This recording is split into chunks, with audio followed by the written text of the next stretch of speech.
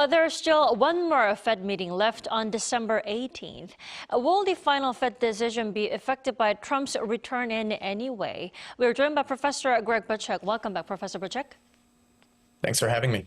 So, Fed Chair Jerome Powell said it won't. What's your take on it, Professor?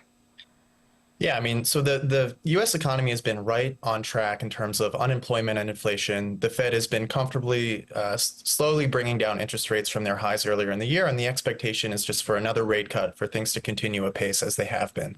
The Fed has always been very careful to maintain its political independence. I don't think Trump's victory will impact that.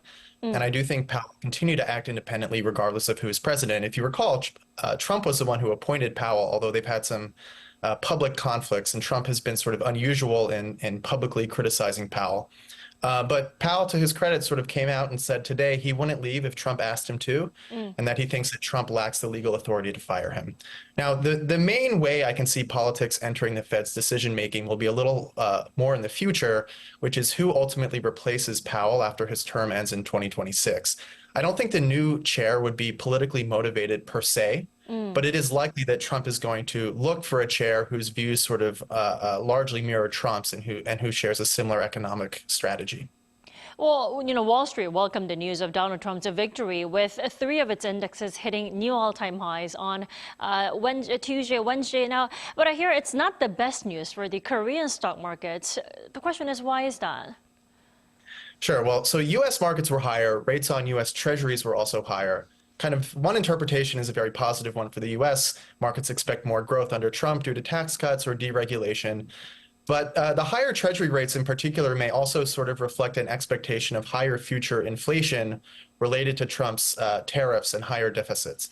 So economists broadly, including me, think these tariffs are a very bad idea, and it would lead to much higher prices for consumers in the U.S., much worse than the inflation we saw post-COVID. And then, as you mentioned, for Korean stocks, I think these moves lower are really about the fear of tariffs. Additionally, these tariffs would hurt Korean companies through reduced exports to the U.S.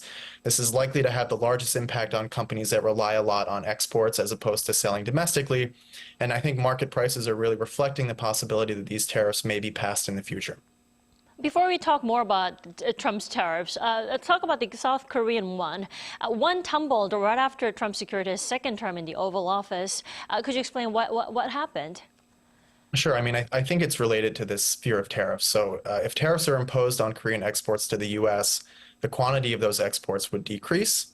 And if American companies are buying less from Korea, it means there's a lower demand for Korean won relative to dollar to make those purchases. So this pushes down the value of the won relative to the dollar. I think also partly this is a reaction just to the higher interest rates I mentioned in the U.S. When U.S. interest rates rise, that tends to be good for the dollar.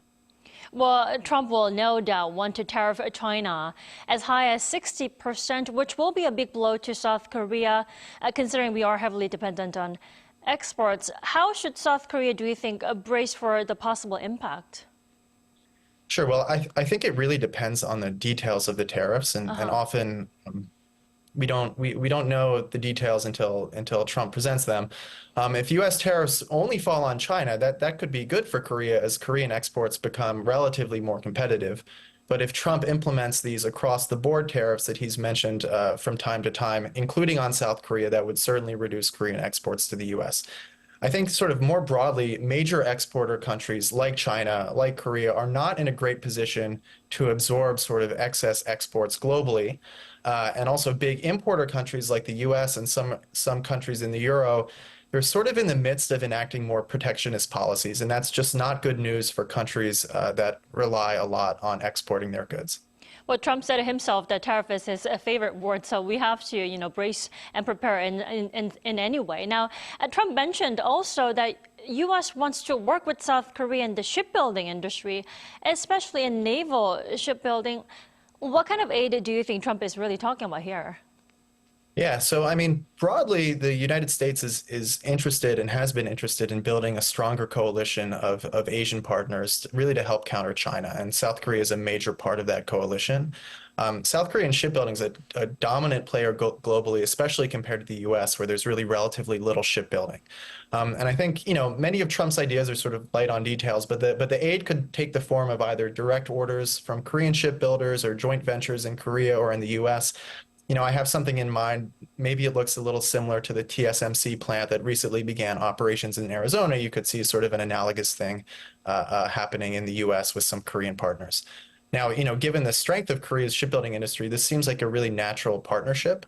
Although it's a little hard to tell how this interacts with Trump's calls for tariffs. However, we saw last time when he was president, often the ideas sort of come out difficult to understand in an internally consistent way. You could imagine this looks something like, well, there's tariffs on Korean imports, except for strategically important industries like shipbuilding. Right, at least we have something to look back on 4 years ago. Alrighty, Professor Buchak, thanks so much for connecting with us all the way from DC this morning. You enjoy your evening there. Thank you very much.